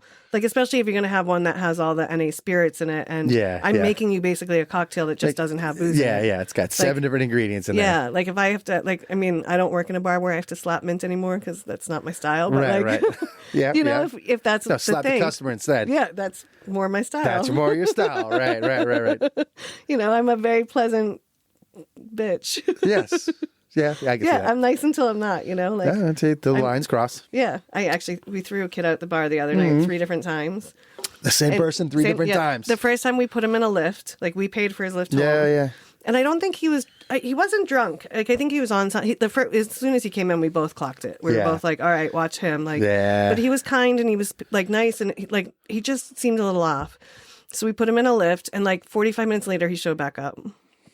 And I was like, what are you doing back here? Yeah. And he's young. He's probably in his early 20s. Craig, what are you doing? And and they kept like going up on women and like dancing and like on them. And so then I like walked him out and Molly? the DJ like kind of caught him out. And then I was walking him out. I'm like, oh, this kid is definitely on Molly. Yep. Like as I'm like throwing him out, he's like, you're beautiful. And like, can I and he's trying to like rub me. And I was like, we're not doing this. No. And he's like, okay, but thank you so much. I'm like, okay, time to go home. Like, yeah. I'm like, all right. I'm like, don't be out on drugs by yourself. Yeah. I'm like, you need a person. And don't take all the drugs. Yeah, don't take them all. Don't take them all. He's just looking at me and its eyeballs are huge. And I'm like, oh. Big old Bambi eyes. Yeah. Oh, I don't probably want to yell harmless at in a you. way and sweet just, and daring, but. Yeah, and then he like came back again and he's like just like dancing with, he's like came up behind this woman and I was just like, I saw him and I was just like, not today, Junior. Like, I'm not doing this again. I just walked over and I grabbed him by the scruff of his jacket and just carried him right up because he wasn't much bigger than I am. And I was just like, and I knew he was going to be so shocked at it. Like he wouldn't. So he was just like, no, we're going. Like, we're out. And I like just kind of dragged him out. And I was just like, baby, like, I don't want to have to call the cops, but like, you can't come back here again. Yeah. I'm like, go home. And it was pouring out. And he's just looking at me and he's like, just trying to hug me. And I'm like, I'm not hugging you. Like, we're done. No. This is strike number 3. Yeah, but like a couple of people were trying to get really aggro with him. And I was like, what? That doesn't help. Doesn't help. Like, I always say this, and I say this in my meetings. There's a couple of things I say, but one of them is treat a drunk person how you want to be treated when you're drunk. Mm-hmm. Remember, they're watching a movie where there's some missing scenes. Yeah, like you might see that whole scene, but you saw a 5-minute scene. They saw 3 minutes of that 5-minute scene. Right. So they're not aware. You need to help them, get them some water. Yep. Gotta be nice to them. Don't yell at them. Don't scream at them. Don't touch them or hit them. Yeah. Because that ain't going to go. That's going to take it to a different level. Yeah. What are the other things that you say? Don't touch a guest, especially when it's women come out to the bar. Don't pet them. Don't sniff their hair. Because I literally had a bartender that would do that. Be like, oh, that's a nice fur jacket, and start just rubbing it. And be like, oh, no. I was at a rave and all, so you can understand why someone would wear a fur jacket. But it's like, one, they didn't that wasn't. Did you ask? Right. And like, why are you It's smelling one thing that? if they want to touch you Yeah. because they're on drugs, but like you touching Exactly. them is a little... Unless they give you permission, just don't do it. Like, Right. you shouldn't be touching anybody. Yeah, no. Like, I say things, don't punch the guests because this has happened before. I've had a bartender punch a guest. That one, that's why I freaked out about that video, mostly because, there was a bartender there was a guy drunk at Coachella, and someone saw him grab tips out of the tip jar. And then my number 2 at the time, he went onto the other side of the tent, and he hung out he had long hair. So he took his hat off and let his hair flow. So no one knew who he was. And he watched the guy do it again. He was drunk, and he grabbed the guy and he tossed him inside the bar. And then we grabbed him. 2 people grabbed him, put him arms behind his back. We walked him through the bar, past 40 bartenders. Everyone gave him like a little kick and a little nudge, nothing too rough. And then one bartender just straight up clocked him in the face. Just big dude, just hit him so hard. Dude was wasted. Right. Had his arms behind his back, so he's defenseless. That's not right. And I was like, dude, you can't be doing that in front of the guests. In the or back. the bosses. Yeah, or anybody. And I had to be like, look, this guy could press charges. You could go to jail for this shit. Like, why? He's like, well, he was taking money. Like, what do you think he got? $20? Like, yeah, it's a scumbag fucking thing to do, but he got $20 out of the jar, divide that between the 100 people in the tent. Yeah, he stole 25 cents. He sold a quarter from you, okay? Yeah. So you going to jail for over a quarter, it's like, dude, I'll give you the quarter. Yeah. I'll give you $1 for your kids. Yeah. And like he ended up running away, and I can't. We made the bartender not come back that week, and I was like, dude, you can't. Right. The dude was defenseless. Yeah. And drunk. Yeah, like we caught him. We got him because what we did with the guy was we clipped his wristband. It was a Saturday evening. So and then they take him outside of the festival. And they drop him off on one side of the festival. Now he's got to walk to the other side, which is going to take him hours. And he has no bracelet, so he's going to miss the rest of that night and the next day. Yeah. That's punishment enough. Yeah. He's fucked. Yeah. It's like, dude, don't. So because of that, I say in my meeting, don't punch the guests, don't touch the guests, don't sniff the guests. Unless they invite it, there's no reason. And I keep, and now I got a new one I got to add to the list. Got to figure out how to say it, like, don't take the guest property. It doesn't belong to you. Oh, wow. That feels like it shouldn't need to be said. But that was what this one argument was. This bartender who kicked the drunk girl out, he was fighting her for her phone.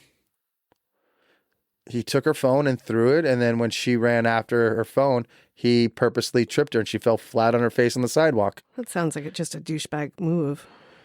That was the part I was arguing with people. I'm like, did you not see? Like, well, we saw him trip her. I'm like, yeah, but did you see why they were arguing? And the part where he threw her phone, why he got her out of the bar, got drunk her out of the bar. Then that's it. Why you escalated? You continued the thing when you fought her for her phone. They were literally fighting for her phone, and then she grabbed his hair and started pulling his hair after she grabbed his phone. It's like, let go of the phone. It doesn't belong. Let it go. Just, I don't understand. You are escalating the situation even more. The thing was to get her out of the bar. Yeah. She's out of the bar. Yeah. Call her an Uber. Don't, or just lock her out of the bar. She's out. She's not your problem anymore. It's a bar restaurant. But yeah, it's like, and that's something I was taught when I take these classes when you go get your license to bartend and stuff. And they say, one of the things they say is call them an Uber, call them a cab. Yep. Call that person a cab and get them home safely. Yeah. Get them out of there, whatever you got to do. Just find a way to do it without risking any injury to them. You're sober, they're drunk. Yep. You're the grown up. Yep. I always say you can't reason with drunk. Yeah. Like someone will be like, well, I'm just trying to, like, you can't. What? They're not coherent. You think they're going to follow your logic? Yeah. They're not going to. They're not understanding what's happening. They're listening to 20% of what you say, maybe. Yeah. Yeah. Missing scenes. Yeah. Yeah. It's just, I'm like, you can't reason with drunk. Or like, someone will be like, you know what he said to me? I'm like, I don't care. Doesn't matter right now. Like, yeah, he's the douchebag. That doesn't mean you get to now be the douchebag. Yeah. Yeah. Like, don't escalate it. De-escalate it. De-escalate. Always de-escalate. And I was at working and one bartender, like, I came out and like, she's now screaming. This guy was screaming and I walked out and now she's screaming. And I was like, what is happening here? And I just kind of like yelled, but like in a like kind of firm and like questioning way. And they both stopped. And I was like, you back behind the bar, like you out the door. Like, what are we doing? Yeah. And they were both kind of startled and like went back to their corners. And she's like, well, you don't know. And Doesn't matter. I'm like, but you were escalating it. I'm like, plus if you come hard and you escalate, where do you go from there?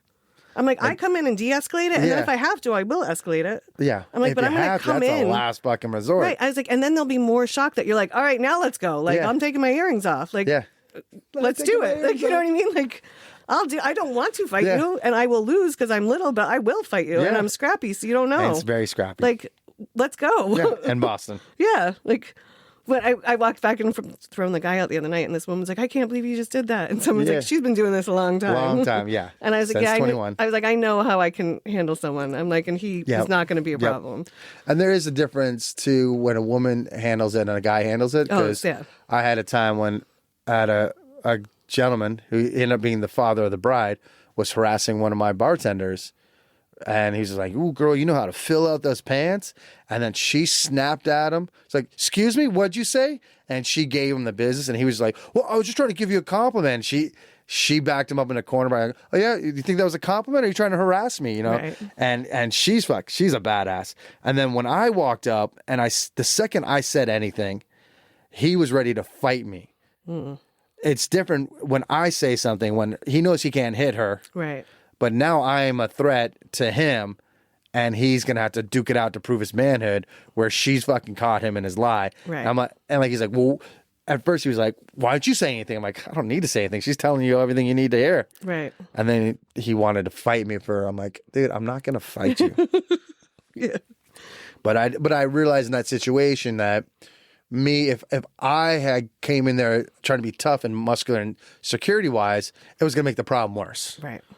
She's also a badass and tough. She's so tough. She was fucking him up with her words. Yeah. She's like, yeah, and she didn't need you to come to her rescue. And you respected her enough to know, like, she's got it handled. Yeah. I would have just made the situation worse. It's like, oh, okay, yeah. He's not going to cross the line. I'm back here. I'm watching. But yeah. How do you balance all of your like on the road for festivals, on the road for touring, alcohol, keeping your art?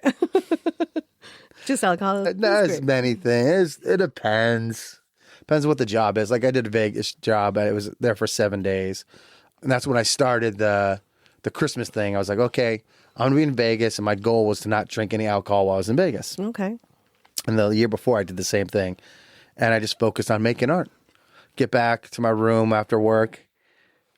Just make art, get something to eat, and walk. I love to walk. Walk 5 miles a day. I'm like, I'm going to go walk to the casinos. There's a new casino open up. I'm just going to go walk around that casino. Yep. I like headphones on, music, whatever, and just watching people party, lose their money or whatever, or have a good time, whatever. Right. And I get to be in the middle of this chaos, and I'm like, I'm smooth. This is easy. I'm not affected by any of this shit. Yeah. I don't gamble. And then it's like, yeah, I'm not drunk or anything. So it's like, I get to just sit back and enjoy and look at the new architecture. Oh, look, they're building a Hard Rock Cafe on the Strip. Okay. Mirage is gone. Hard Rock Cafe is coming over. This will be interesting to see what they do with it. Yeah. Yeah, I didn't know that was happening. I haven't been to Vegas in a couple of years, though. It's still there. Yeah.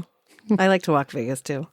When I drove through, I spent like an extra day in Vegas. And I walked like 3 different times all around the Strip and just watching. It's so fun. Yeah. I love to walk.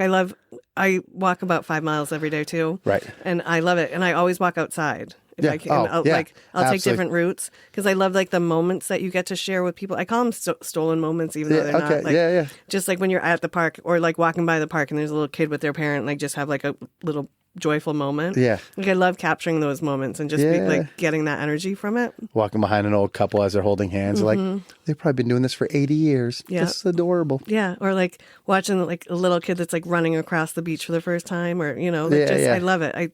It makes me so happy. Yeah. And because it's like I don't have to be involved in it at all. I'm just getting to watch someone's moment of joy. That's my kids. I'm not responsible for it. Yeah. Maybe it's because the job we do where it's such a social job and we do have to be responsible for handling the party or whatever. Right. And then when walking, I'm like, I got hours. I'm in no rush. I'm not sweating any of this. This is great. There's no pressure in it, I guess. Yeah. Is that one of the ways you recharge from it? Because when you do festivals, I mean, you're doing ones with thousands and thousands of people. You do some of the biggest festivals around. I do. And like or Outside Lands is probably the biggest one I've done. That was 80,000 people a day. Yeah. 60 to 80,000. When you did it, I think it was 70 at the time. Yeah. But that thing is, I love the misconceptions of everything in life. And one of them is like, I would get I can't believe you're going down there. There's so many young girls and all these parties and stuff. I'm like, I get to the bar 5 hours before they get there, and I leave 3 hours after. And have you met those people? Do you think I want to talk to them? They're fucking annoying. They can be. Yeah. And it's like, they're all there to have a good time. I spend a lot of my time looking at people's shirts. Because especially at Coachella, because everyone's trying to wear the cool new design or whatever it is. And I just like looking at the logos going, that's a rad logo. Oh, I like that. Oh, I like the tattoos, you know. Right. I spend a lot of time just looking at people's outfits. Bunch of dudes coming in with pink thongs or something. Like, love it. This is great. They're having a time. It's 100 degrees out. Of course you're wearing a pink thong. That's awesome. But yeah, it is. I love people watching. People watching so much fun. And you're getting your joy out of it. And you got, you know, just like the job, there's a rhythm to it. There's a rhythm. Okay, it's 5 o'clock. It's going to start getting busy. All right. 5:30, they're going to start drinking a lot of white wine. And then at 7:30, they're going to drink a lot of red wine. They're going to go from white to red wine. Like, what? I'm like, no, they're not. I'm like, okay, you watch. 5:30, we just sold a case of white wine. At 6:30, we just sold 20 cases of white wine. And now they're drinking the red. Right. It's like you can set, I used to be able to set my watch to it. This year wasn't so much. Yeah. But yeah. Because it must be interesting to watch, like, because you've been doing it for so long, to watch the changes of it. Yeah. And to watch the evolution or de-evolution. It grew. Yeah. Well, it grew wider. It grew a lot wider. I used to have the busiest bar, and now I don't because it went from there being 4 major bar areas.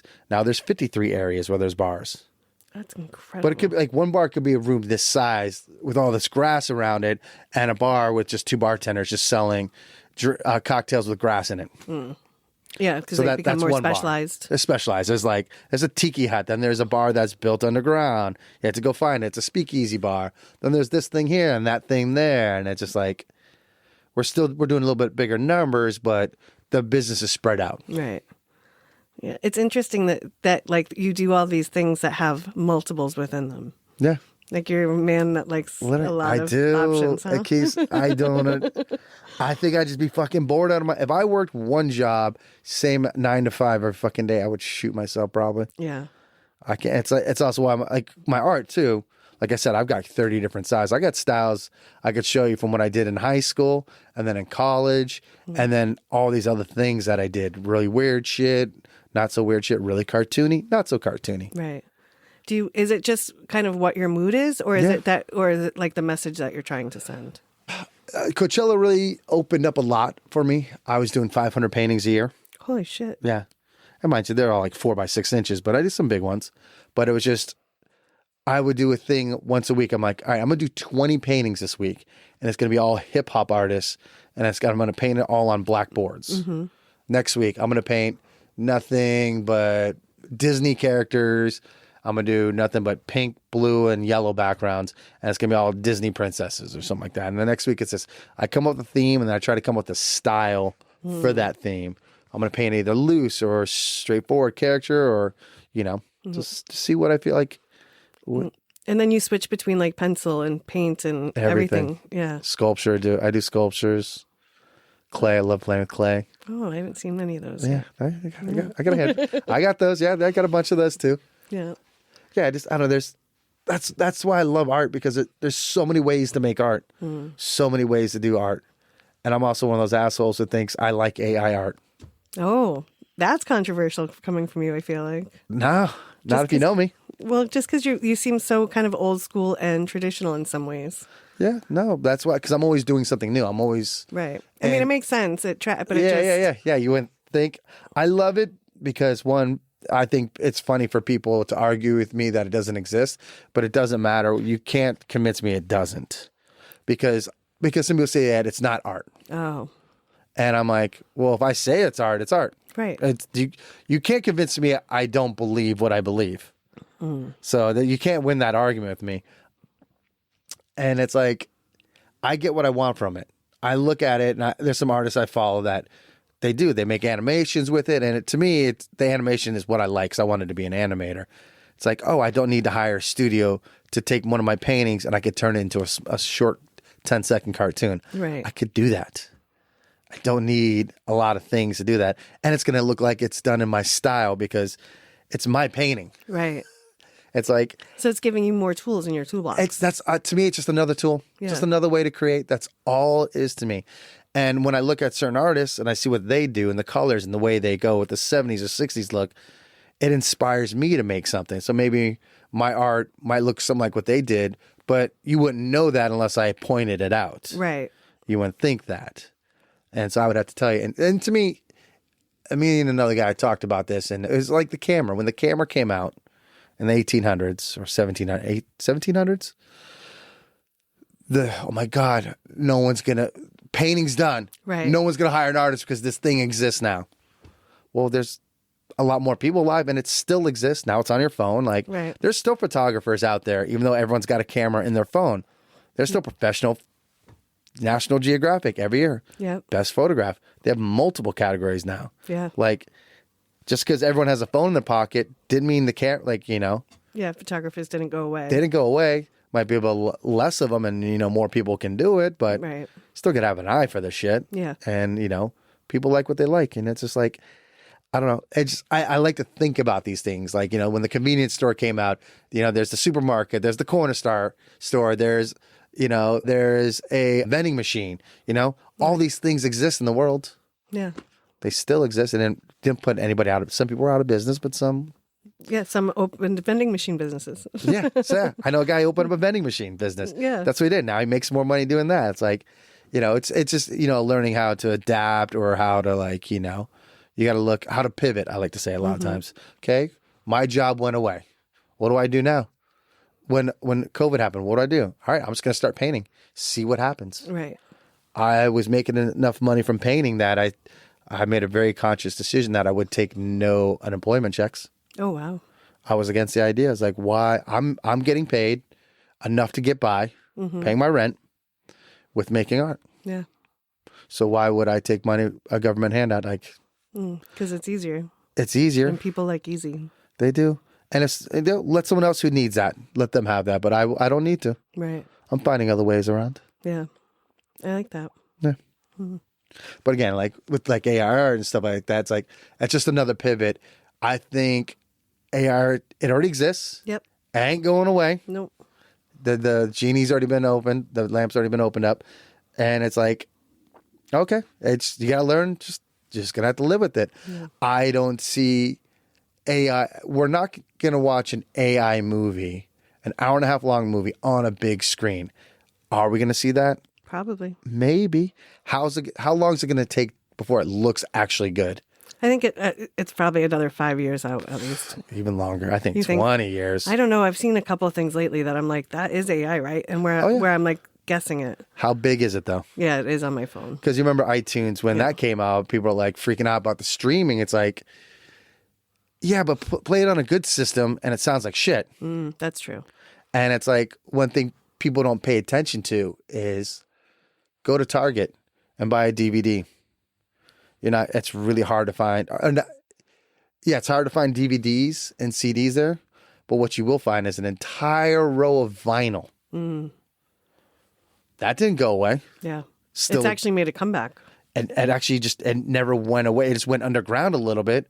And then people realized, like one of my bands was like, not really argued, but the guy, when he put out our record, he's like, hey, so let's do like 3,000 CDs. We're like, how about we do 1,000 CDs and 1,000 vinyl? It's like, no, you shouldn't do vinyl. I don't think we should do vinyl. I'm like, no, you trust us. You want to do vinyl. He's like, nah. And we kind of just, we talked him into it, and he finally did it. And then our first tour, we sold like 200 records right off the bat. He's like, wait, people buy this shit? I'm like, yeah, 95% of our crowd buys vinyl. Right. And then all the other bands on his label were like, we want to do vinyl too. Oh, wow. And then they realized, oh, there's a market. Yeah, because we're all in our 40s plus. We love vinyl. Yep. We all collect it. Who comes to see us? People like us. Yep. They all love vinyl. Never went away. I actually was just reading a really interesting study that, they'll play music for older people, especially if they have dementia and things like that. And there's actually a difference if they play vinyl versus a CD. Yeah. And the way it hits them and the way that they react to it. And vinyl has a better, higher... It does. Like healing's the wrong word, but it gives them better benefits than just playing it on a CD or streaming. Yep. And it was like, then they went into the whole science of it. And I was just like, that is so interesting. I mean, Yeah. it makes sense when you know about like the vibrations Yep. and it changes from vinyl versus, but I was just like, oh, wow, it's not something that I would have readily thought about. And how much can you get that from streaming? Like streaming has gotten better too, but it's still. Yeah. You But could scientifically, it has proven to be less effective than vinyl. So there you go. See? And that's the thing is, but we live in a world where cassettes still exist. There are people that put out cassette tapes all the time. Pussy Velour. Okay. They put out vinyl. We're hoping to put out a 45 at the end of the year. Nice. CDs. I did CD art for someone a couple years ago. 2 different people. Yeah, you could still make CDs, MP3s. You can do streaming. There's so many different ways. It's just like I gotta say with AI. To me, it's just another tool. Mm-hmm. Just another tool. It's just another tool. I like it.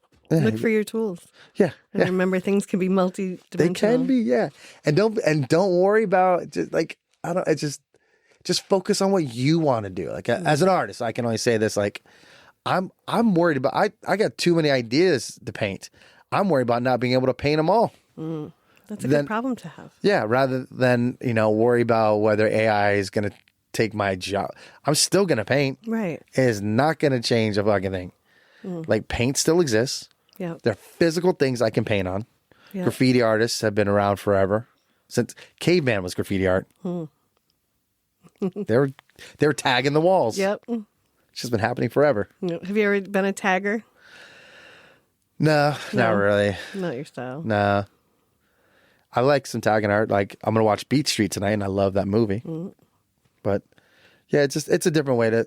I've done murals. It's a different way to create, and I just. Yeah, I don't. It doesn't work for me. I'm not good enough for it. Oh. Or it's a different way to create. Yeah, it is. And I haven't tapped into that. Yeah, it's not your. Yeah. It's not your medium. But there's so much of it I see. Like, yeah, today I was taking pictures of all this fucking shit I saw. All this graffiti art I saw today. I'm like, love the blending of those colors. That's sick. Yeah. That'll influence a painting of mine. What was it? I saw this where someone went to a bus stop in Oakland and they just tagged, just in black marker, they just tagged letters. I don't even know if it even had words, but it's like 50, it was like, say if there's 5 different letters and it was just a whole wall, and I liked the way it looked. It looked like a piece of art to me. Right. I'm like, what if I just did that in a painting or just did nothing but letters on top of a pink, whatever? Right. How would that look? I'm excited to see what it comes out like. Yeah. Well, I could talk to you all night, but I know I have to let you get back to your painting. Yeah, I got 3 paintings to make tonight. All right. 3. Well, Johnny Dismal, artist, musician, bar manager extraordinaire. Yeah, thanks. Thank you for sharing some People time hanging with out. us. No, thank you for having me. It was great. I like to get knowing a little more about your world, where you come from, your story. Maybe next time. Yeah. We'll do it again. Thank you all for listening, and make sure you go find your joy today. Bye.